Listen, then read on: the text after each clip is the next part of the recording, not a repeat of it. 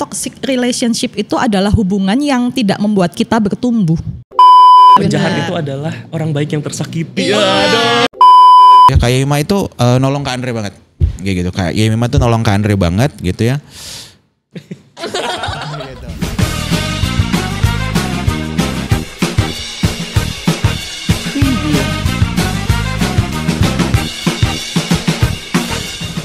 Shalom, halo semuanya, selamat datang di podcast Rempempons. Dan ini waktunya kita untuk ngobrol santai tapi penuh dengan makna. Bersama dengan aku Seno, bersama aku Angel. Dan hari ini kita bakal bahas topik yang sangat menarik banget. Betul. Yaitu tentang toxic relationship. Wah, kalau misalnya bahasa Inggris ngomongnya toxic, kalau bahasa Prancis ngomongnya toxic. Boleh. Dan kita juga di sini udah menerbangkan langsung dari belahan dunia lain. Ada dua host spesial kita. Halo. Ada Kak Pendeta Yemima Karisma dan juga ada Kak Andreas yang akan menjadi narasumber kita di hari ini. Dan kita akan membahas lebih dalam lagi tentang toxic relationship ini. Betul sekali. Tanpa lama-lama mungkin langsung kita mulai ya. Boleh. Bukan pertanyaan, maksudnya pembahasan terkait toxic relationship ini.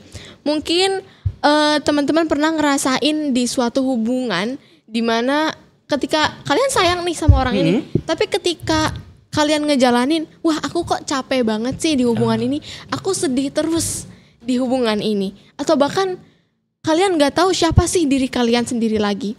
Oke, dan juga mungkin kita merasanya kayak burnout sendiri gitu ya. Kayak aku tuh berjuang effort sendiri gitu, dan kayaknya dia nggak ada feedback balesan deh gitu. Mungkin juga nggak tentang percintaan aja ya Kak gitu, atau mungkin juga nggak cuma pertemanan, mungkin juga hubungan kita sama keluarga, atau mungkin juga bahkan itu hubungan kita sama Tuhan gitu ya. Kadang-kadang toksik itu bisa sama siapa aja gitu.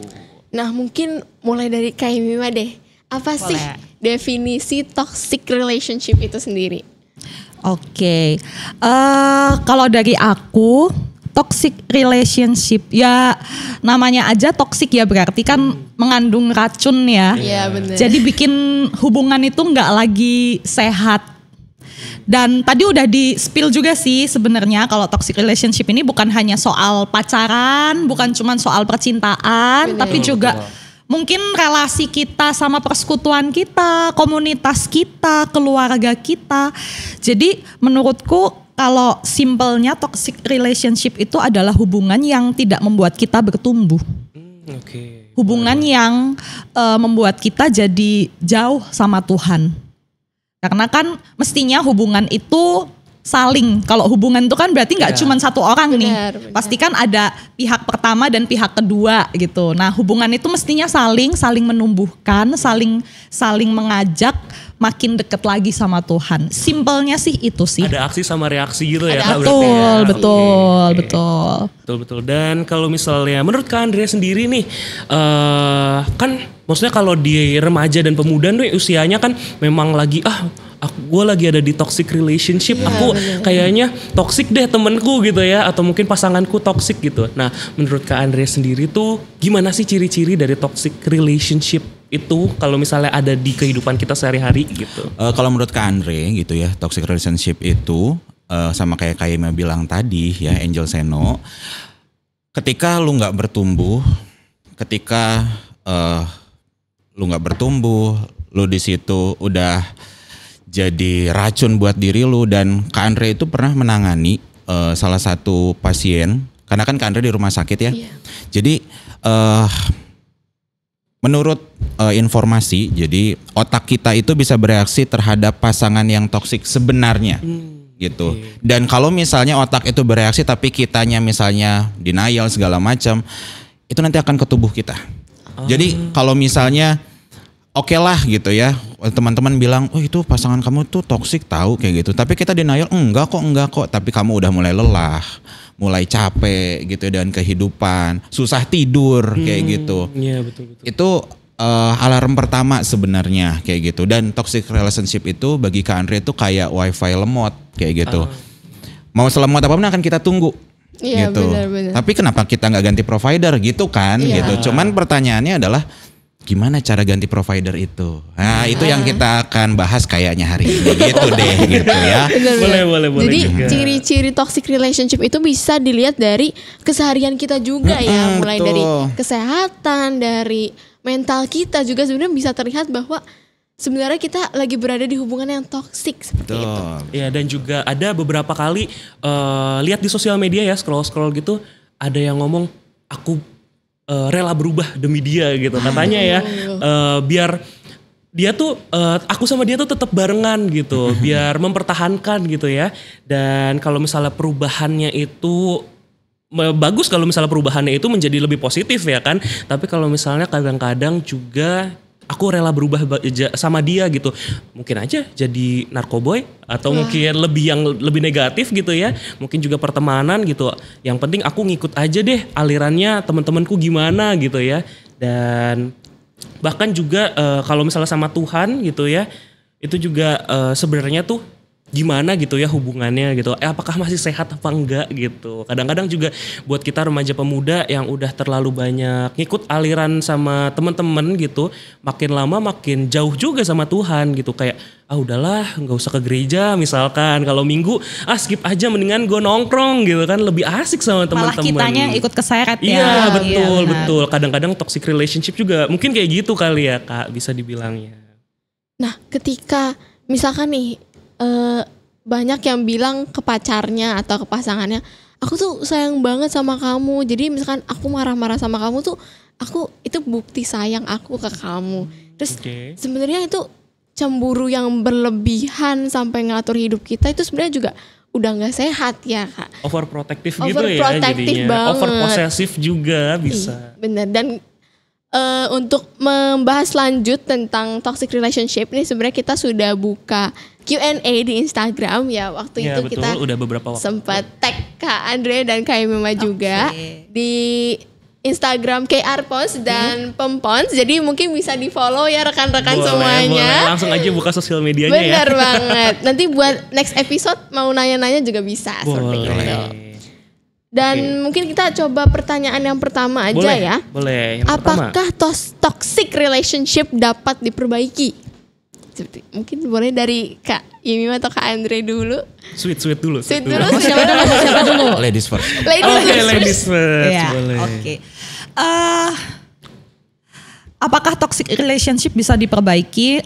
Aku percaya sih sebenarnya setiap orang berdosa itu pasti punya masa depan. Betul.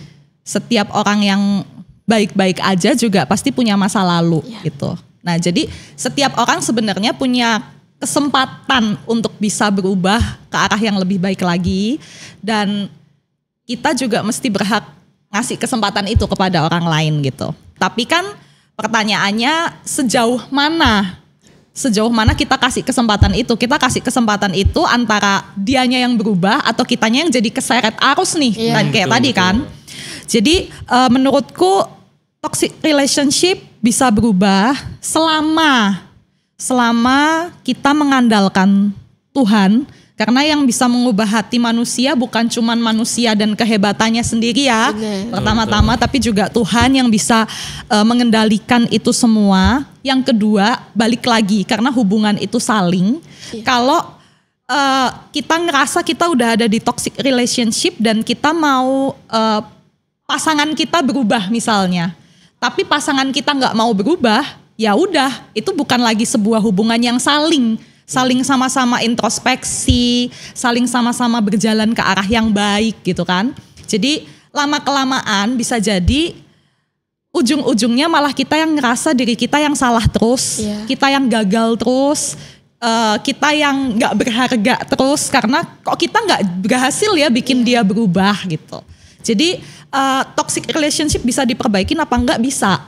Selama kita melibatkan Tuhan dan kedua belah pihak memang bersedia untuk mau berubah ke arah yang lebih baik ya.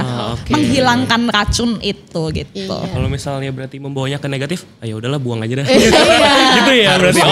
Harusnya. Tapi kalau misalnya memang ada kesempatan, ya Tuhan juga berkehendak ya. Ayo kita bawa juga si orang yang bersangkutan itu lebih dekat sama Tuhan. Itu kan yang tadi kayak saling mau berhubungan sama lain, satu sama lain itu kan yang sehat dan juga yang mau membawa kita lebih dekat pada Tuhan atau mungkin hal-hal yang lebih positif. Betul, karena bisa jadi yang toksik itu belum tentu hanya rekan kita. Iya, betul. Bisa jadi kitanya sendiri Betul, juga diri kita yang sendiri. ngasih Benar, toksik benar. gitu ke relasi yang kita sedang jalin. Ya, mungkin juga kita kayak kadang-kadang tuh nggak sadar gitu ya jadi toksik dalam hubungan karena ngerasanya gue udah tersakiti, aku udah tersakiti sama dia gitu. Ya udahlah, aku balas balik lah gitu. Iya, Mungkin kayak jadi gitu balas ya. dendam Kadang-kadang ya. balas dendam gitu Kayak kan. joker ya. Iya. Iya. Iya, Karena betul. tersakiti jadi menyakiti yang lainnya. Penjahat benar. itu adalah orang baik yang tersakiti. Iya. Aduh. Boleh. Nah, boleh sekarang dari Ko Oke, Seno nih. yang kedua nih, ada yang bertanya, gimana sih caranya keluar dari toxic relationship? Karena kan kalau misalnya sudah berkutat di dalam tuh ada beberapa orang yang ketagihan gitu ya, kayak, duh aku nggak bisa lepasin dia, atau mungkin juga kayaknya aku nggak bisa deh kalau lepas dari circleku gitu ya. Kayaknya circleku tuh udah apa ya, udah bener-bener aku adalah mereka adalah aku gitu. Kayak rasanya tuh gimana sih caranya keluar dari toxic relationship gitu? Kalau dari Kak Andre ya, tadi nambahin sedikit yang dari Kak Bima gitu ya. Untuk keluar, kita tuh jangan berpikir bahwa kita Mesias. Iya. Ya, karena satu-satunya yang dapat merubah manusia itu Tuhan, tapi melalui kita. Nah, kadang yang jadi di dalam hubungan yang menjadi toksik banget, dan kadangnya kita yang toksik adalah aku bisa deh ngubah cowok aku bisa deh ngubah cewek aku, kayak gitu kan. Iya, Tapi yang jadi masalah adalah ya akhirnya kita yang terbawa-bawa kayak Mas sama Seno bilang tadi kayak gitu ya. Jadi yang harus penting kalian ingat adalah buat teman-teman semua, kalau misalnya udah pasangan lu gaslighting gitu ya, kalau zaman sekarang mengubah mindset pikiran kayak gitu, terus over control tadi yang kamu bilang, kayak di penjara, kayak pacaran sama satpam kayak gitu ya. Cuman kamu harus ingat bahwa yang pertama, kamu bukan Mesias. Kamu mau melakukan apapun kayak gitu, aku bisa deh ngubah dia. Enggak, yang bisa ngubah orang itu Tuhan. Kayak gitu. Jadi kamu udah berbuat apapun, kalau dia nggak berubah ya mungkin memang dia nggak mau berubah. Kayak gitu. Tapi jangan menyalahkan diri sendiri. Kan kadang banyak orang yang kayaknya salah gue deh, kayaknya gue kurang berkorban deh kayak gitu kan.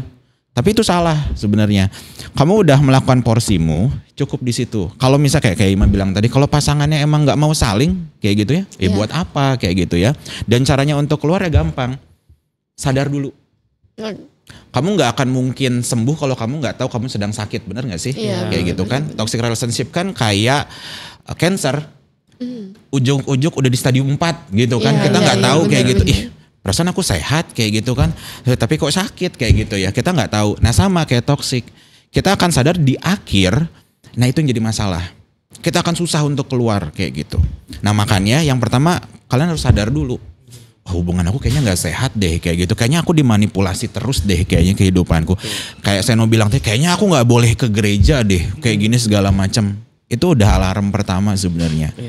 Alarm kedua, kalau misalnya ini orang kita tahu pasangan kita toksik dan kita bilang apa sih anak zaman sekarang manggilnya apa sih? Yang beb? Yang Beb aja beb. Kemarin sih Kak Andre sih maunya pipi mimi ya. Biar kayak anang-anang ya Mas. Anang-anang kayak gitu. Misal yang kayaknya kamu terlalu ini deh. Kalau misalnya dia marah, dia nggak mau terima, hati-hati. Pikir panjang kayak gitu ya. Karena jangan sampai gitu ya. 2 minggu lalu kita ngobrol kan tentang kita tuh berharga ya, di Kejadian ayat 27 Tuhan tuh membuat kita gitu ya, menciptakan kita segambar Tuhan aja menganggap kita berharga, masa kamu bersama dengan orang yang tidak menghargai kamu nah gitu kan. Jadi ya yang paling penting adalah sadar dulu, berusaha keluar, dan yang ketiga dari Kak Andre adalah cari persekutuan. Kenapa? Karena kamu nggak bisa keluar kalau kamu sendirian kayak gitu. Makanya Kak Andre senang nih ya teman-teman buat kayak podcast kayak gini segala macam. Karena ini salah satu persekutuan kita, dan mungkin teman-teman yang lagi scroll, mungkin ini bisa aja jadi FYP TikTok, kita nggak tahu. Bisa. Terus masuk YouTube kayak gitu ya. Terus akhirnya lagi sedih-sedih gitu terus. Bener juga ya. Nah gitu kan kita nggak tahu ya. Oh kalau kata Gen Z, iya lagi. Oh, gitu. Makanya ketika kita ngelihat teman-teman mungkin yang lagi di rumah kayak gitu, iya ya aku sadar tapi aku nggak bisa keluar, cari persekutuan guys. Cari persekutuan karena Tuhan itu bisa jadi bekerja melalui orang-orang di sekitar kita, betul ya? Iya, kayak gitu. Kayak Mima gitu ya. Kayak Mima itu nolong Kak Andre banget. Kayak gitu. Kayak Mima tuh nolong Kak Andre banget gitu ya. Gitu. Kayak Mima tuh nolong Kak Andre banget, keluar dari kehidupan Kak Andre yang dulu. Kak Andre ngerasa bahwa kayaknya emang Kak Andre butuh orang lain deh. Sama kalian kalau misalnya dalam toxic relationship, carilah persekutuan, carilah orang yang dekat, ceritalah dengan orang yang benar. Jangan yang iya kayaknya kamu deh yang salah. Enggak gitu ya. Jadi saran Kak Andre, sadar dulu, mencoba untuk berubah dan mencoba untuk merubah dia nggak apa-apa, tapi ingat kamu bukan Mesias, Tuhan yang mengubah, dan yang ketiga cari persekutuan. Oke, gitu berarti dari diri sendiri dulu dari diri sendiri dulu, baru kalau misalkan memang kita ingin membantu dan rekan kita juga ingin dibantu untuk keluar dari masalah itu, kita bisa membantu dia dan kita bisa tumbuh bersama-sama. Seperti itu. Dan ngomongin masalah cari persekutuan atau mungkin orang-orang yang mau membawa kita ke hal yang lebih positif gitu ya. Ini di luar sedikit dari pertanyaan Q&A-nya teman-teman juga dari Instagram adalah kalau kita memposisikan diri sebagai support sistemnya gitu Kak. Kalau misalnya mungkin kita punya teman, kita punya saudara, atau mungkin kita punya kenalan yang mereka tuh ada dalam toxic relationship gitu. Nah sebenarnya tuh kita harus bertindak seperti apa gitu, atau mungkin kayak kita harus memberikan dukungan terbaik seperti apa sih Kak gitu. Kalau misalnya jadi support system buat teman-teman kita yang punya ada dalam berkutat dalam toxic relationship, mungkin udah burn out juga, udah capek banget gitu Kak. Kira-kira apa dukungan terbaik yang bisa kita berikan? Kalau dari Kak Andre, sejauh apa yang kami pelajari ya, orang yang lagi punya masalah itu hanya ingin didengar. Hanya ingin didengar yang pertama kali. Nggak usah bilang, lah lu mah enak ya gitu ya. Itu paling menjengkelkan kayak gitu. Nah itu toksik juga teman yang kayak gitu. Makanya pilih-pilihlah teman. Bukan berarti aku nggak mau sama kamu, enggak, bukan begitu. Tapi lebih kepada kalau misalnya kamu ada masalah, carilah orang yang benar begitu. Karena ketika berada dalam posisi gitu susah banget men keluarnya. Jadi makanya carilah orang yang tepat. Dan kalau kita menjadi orang yang tepat yang dipercaya oleh teman kita, mendengar adalah hal yang paling utama. Gitu ya Kak Mima ya? Iya, betul. Malah di beberapa case mungkin sebenarnya yang orang-orang yang kita tahu mereka sedang bergumul dalam hal itu, kita dengerin ceritanya, keluh kesahnya, mereka sebenarnya udah tahu kok solusi untuk permasalahan kehidupan mereka sendiri apa gitu. Sebenarnya mereka udah tahu, mereka udah ngerti harusnya kayak gimana, tapi mereka butuh temen aja, butuh temen untuk berjalan. Dan kita bisa jadi wounded healer-nya. Ya meskipun kita mungkin juga pernah punya luka-luka sendiri, tapi kita juga bisa nemenin mereka jadi pemulih juga di kehidupan mereka. Dan kita akhirnya jadi berpulih teman-teman. Itu yang Kak Andre sama Kak Yema alami dulu itu kami sebelum jadian gitu ya. Ya kan dulu kami masih kinyis-kinyis gitu, masih muda kayak gitu ya. Panggilannya masih kakak ade. Ya, jadi kami kakak ade zone gitu ya. Awal mulanya gitu, kaktus ya, kaktus. Bukan kakak ade. Nah kami tuh dulu Kak Andre bilang sama Kak Yemima, aku tuh bukan ngejar kamu untuk jadi pacar atau apa enggak, tapi sejauh ini aku masih terluka, Kak Yema masih terluka. Ya udah kita jalan bareng aja. Pada akhirnya Tuhan menjadikan kami satu, ya udah itu jalan Tuhan. Tapi kalau enggak juga enggak masalah kayak gitu ya. Jadi yang pertama mendengar kayak gitu, dan ya benar. Kalau Kak Andre bilang sama Kak Yemima, kami kan ada namanya KTB Keluarga Muda ya, sparring partner. Sparring partner kenapa? Kalau misalnya teman-teman dalam tinju kayak gitu ya, kalian tuh nggak akan jago kalau hanya mukul samsak. Tapi kalian itu harus punya sparring partner. Sparring partner tuh orang-orang yang sama-sama mukul-mukulan, sama-sama nahan kayak gitu kan. Nah kalau di toxic relationship ada satu yang jadi samsak, satunya petinju kayak gitu kan. Jadi ya satunya ninju terus, yang satunya diem terus. Nah itu toxic. Tapi kalau berduanya latihan terus, ada kalanya mungkin aku yang menang dia yang kalah, ada kalanya dia yang menang aku yang kalah, ada kalanya kita menang dua-duanya, itu nggak masalah, tapi kita progresnya bersama. Dan makanya itu wounded healer gitu. Jadi kita yang terluka bersama orang yang terluka, bisa jadi kita sama-sama sembuh bersama. Dan kalau misalnya hubungan itu ya memang harus saling, nggak boleh satu doang kayak gitu. Dan yang paling penting juga, kalau misalnya kamu punya teman yang seperti itu, dia udah cerita terus kayak gitu, berani untuk saranin ke dia untuk katakan tidak. Say Kayak no. namanya. Say no. Kayak gitu. Aku abis ini ganti say aja no. deh. Say yes. Say yes. Say yes. Say yes aja deh aku namanya. Yes. Oke.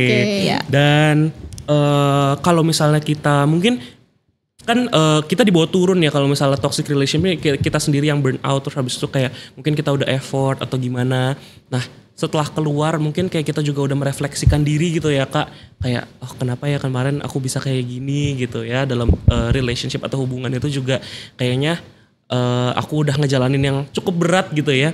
Dan ada kemauan untuk bangkit lagi, untuk bangun lagi, jalan lagi gitu ya. Dan gimana sih cara membangun kepercayaan diri biar pede di luar gitu untuk nyari orang-orang yang mungkin mau membawa kita lebih positif gitu atau mungkin gimana sih cara membangun percaya dirinya biar kita tuh bisa menjalani hari esok nggak kebayang-bayang sama yang kemarin toksik. Benar. Kemarin aku udah toksik gimana nanti aku ke depannya ketemu yang toksik lagi apa enggak ya mungkin kan kita ada ragu-ragu gitu ya Kak. Dan gimana sih menurut Kakak membangun PD-nya itu Supaya tidak terjadi atau supaya tidak menimbulkan hubungan yang toksik kembali. meminimalisir lah setidaknya. Meminimalisir, ya.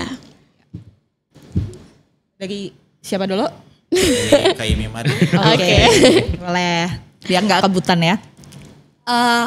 Kalau menurutku kadangkala kita mesti mengakui kalau kita memang butuh bantuan tenaga profesional. Tuh. Iya. Jadi kayak di beberapa case toxic relationship ini juga berkaitan dengan orang-orang dengan personality tertentu kan. Kayak contohnya NPD, Narcissistic Personality Disorder. Itu jadi orang-orang yang bisa manipulatif sekali itu tadi katanya kan.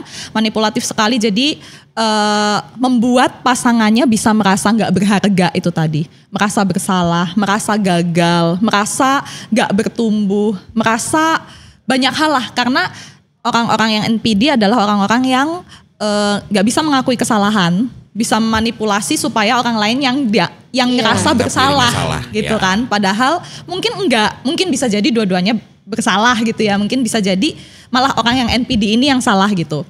Tapi dalam relasi-relasi yang seperti itu kadangkala kita memang dibikin makin dalam turun lagi itu tadi. Turun lagi ngerasa kita bener-bener gak berharga, kita bener-bener gak layak gitu. Tapi ya kalau misalnya kita memang udah ngerasa kita mau bangkit, ya mungkin kita mesti akui kita rapuh dan kita butuh tenaga profesional gitu. Tenaga profesional, kalaupun perlu kita memang datang ke tenaga-tenaga rohani, bisa datang ke kakak-kakak pembimbing, kakak-kakak TPG, pendeta, bisa gitu. Atau cari persekutuan yang positif itu tadi bisa. Termasuk kalau memang dirasa butuh bantuan lebih dalam lagi dari psikolog maupun psikiater gitu kan. Karena dampaknya kan efeknya bisa sangat beragam. Dampak efek dari aku ngerasa gak berharga dan gagal ini bisa jadi melukai diri sendiri dan lain sebagainya tuh. Nah kalau dampaknya udah sangat besar mungkin butuh bantuan tenaga profesional. Mengakui itu pun itu bukan sebuah masalah sih. Betul. Minggu lalu tuh sama pendeta siapa dari Bandung? Pendeta Agus Gunawan. Agus Gunawan. Ketika kita punya masalah kayak gitu ya, kita ke psikolog, ke psikiater, kita bukan karena gila, bukan kan kita kayak aduh malu ngapain sih ke psikolog, ngapain sih ke psikiater, ngapain sih. Padahal kan aku gak gila iya, gitu. Bener. Mungkin aku kesehatan mentalnya masih baik-baik aja, cuma karena ini aja aku trauma gitu. Betul, makanya kita sekali lagi kita nggak akan sembuh kalau kita nggak sadar kita sedang sakit kayak gitu. Nah makanya ketika kita berada di dalam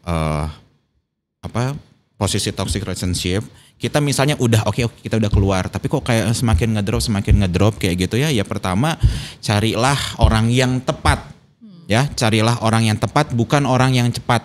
Kenapa? Kalau orang yang cepat kan kayak misalnya contoh, kamu habis putus sama orang kayak gitu, terus dapat lagi orang yang ngejar kamu, ingin cepat-cepat jadi pacar kamu. Jangan. Kenapa? Karena kamu masih berproses dalam itu. Kalau dia mau nemenin kamu sampai kamu sembuh, sampai kamu sehat, oke lah pikir. Tapi kalau dia ngedeketin kamu karena kamu baru putus dari pacar kamu, terus dia ingin jadiin kamu pacar kamu, hati-hati. Nanti malah mengulang kesalahan yang sama mengulang kesalahan yang sama. Iya. Betul. Tambah trauma nanti jadinya ya. Betul. Karena kalau traumanya udah banyak, pilihannya dua. Kamu nanti di kehidupan di waktu selanjutnya kamu jadi tersangka atau tidak. Kayak misalnya kan kayak tadi Seno sama Angel bilang, oh toksik kan bukan hanya di pasangan ya, tapi sama di keluarga. Misalnya kita masih kecil, kita ngelihat kita dipukulin papa gitu misalnya, atau mama kita dipukulin sama papa, atau misalnya papa meninggalkan kita, mama stres, mama mukulin kita. Ketika kita dewasa kayak gitu ya, pilihannya dua. Kita mau melanjutkan itu, atau karena kita udah tahu itu sakit, kita nggak akan melanjutin ke anak kita, ke pasangan kita. Pilihannya dua itu. Tapi banyak orang memilih kayak, papa gua, mama gua dulu ngelakuin ini ke gua, kayaknya gua ngelakuin deh ke anak gua. Nah, itu yang jadi masalah. Makanya kadang permasalahan kayak gini tuh adanya di mindset kita, di alam bawah sadar kita, di pikiran kita. Kita nggak salah kok, padahal salah. Dan Kak Andre karena pernah lagi di rumah sakit, ada satu kejadian bahwa ternyata pernah juga ada di IG, dan itu ternyata kejadian. Jadi ada ibu-ibu yang hidupnya itu selama ini dijahatin sama pasangannya. Sampai akhirnya dia udah gak kuat lagi, dan akhirnya di masa tuanya gak tua-tua amat, full penyakit. Kayak gitu. Jadi waktu Kak Andre tanya juga sama anaknya kayak gitu, loh ini mana pas papahmu kayak gitu, judi. Dan maksudnya adalah yang kayak Kak Andre di awal bilang tadi, pikiran itu ke semua tubuh. Pikiran kamu sehat, gampangnya gitu kan.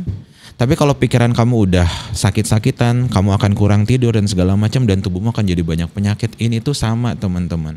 Makanya kalau misalnya kamu di dalam posisi toxic relationship dan mau keluar, carilah orang yang tepat, entah siapapun itu, berproseslah bersama-sama, dan yang paling penting ketika kamu udah tahu rasa sakit itu, jangan diteruskan, jangan dilanggengkan kepada orang selanjutnya gitu ya. Dan menurutku itu langkah yang tepat pertama kali sih. Maksudnya ketika kita berada dalam toxic relationship, kita ngerasa jatuh, gagal, terpuruk, dan kita mau bangkit lagi, itu nggak semua orang berani ambil tindakan itu gitu.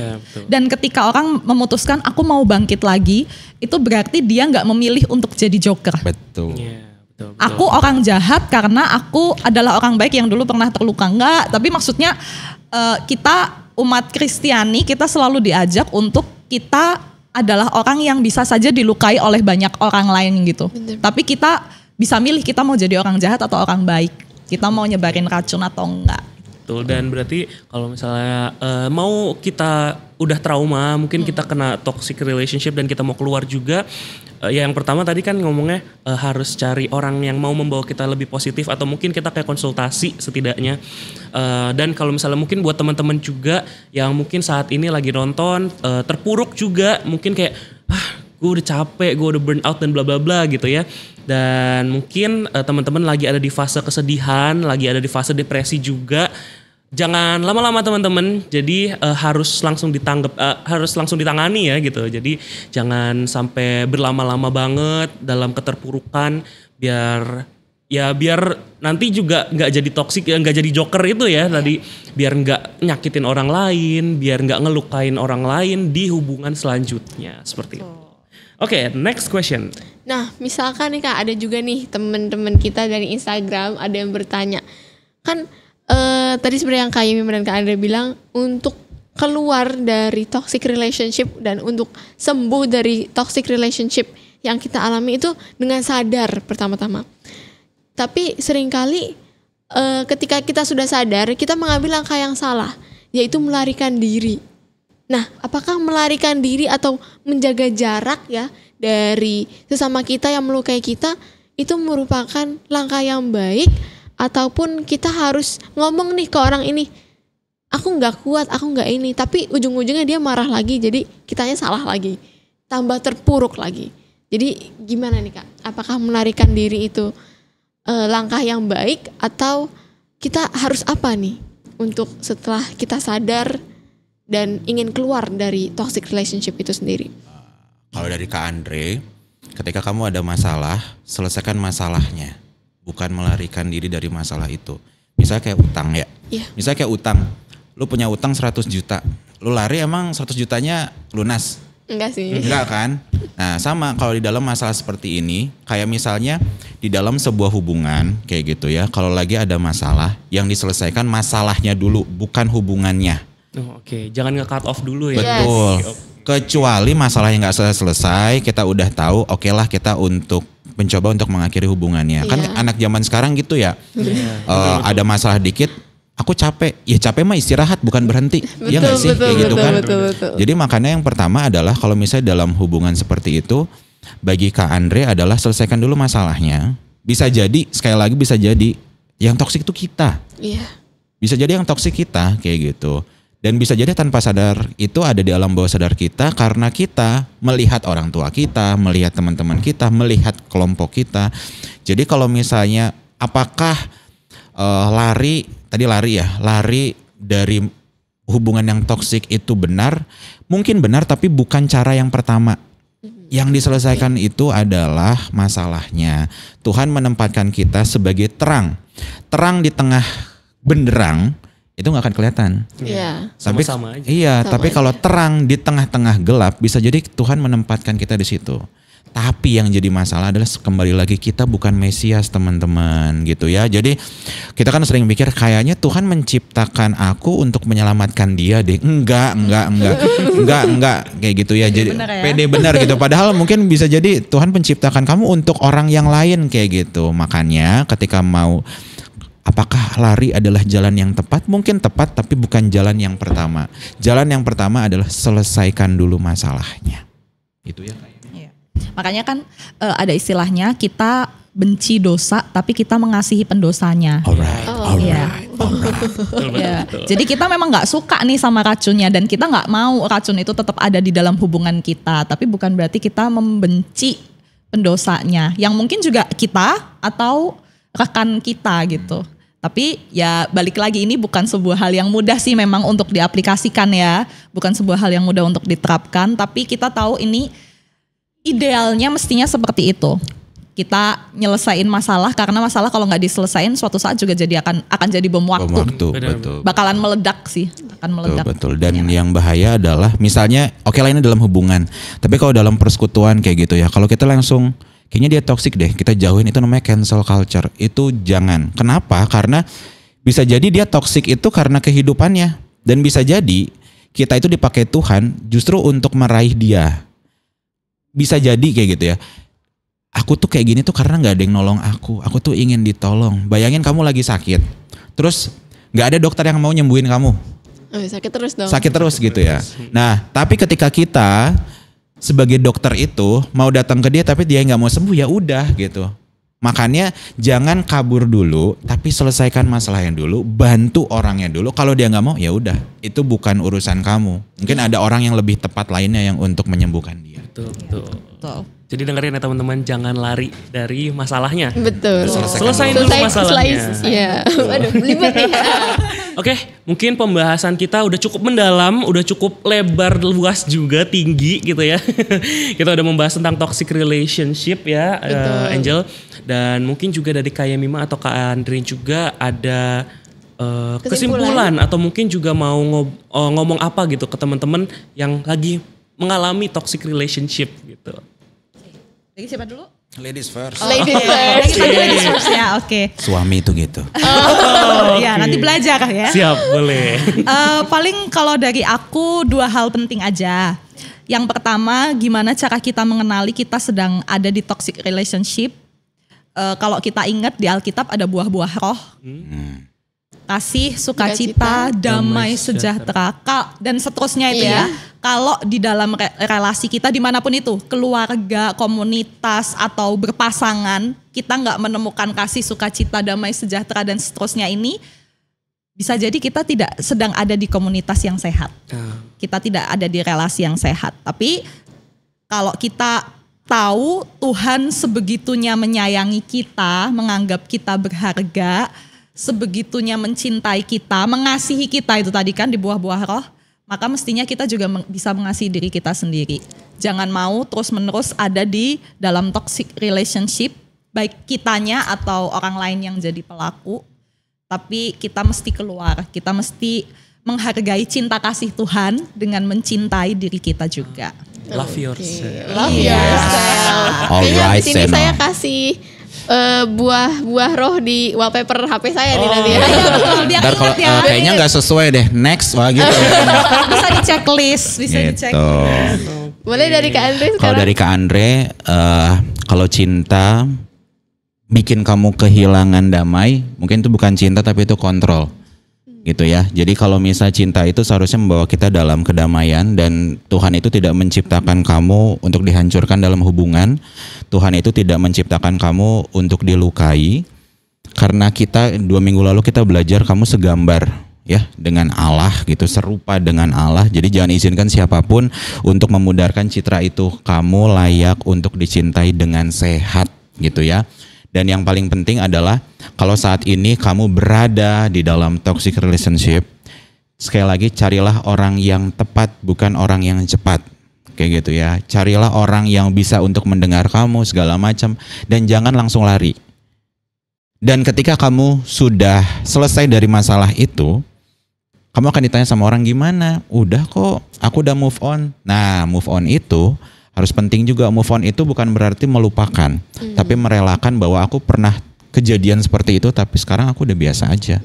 Kalau kamu move onnya, aku udah buang kok foto-foto mantanku, jaketnya udah aku jual kok, kayak gitu. Waduh. Tapi pas ngelihat dia lagi, aduh pedih lagi, itu belum move on.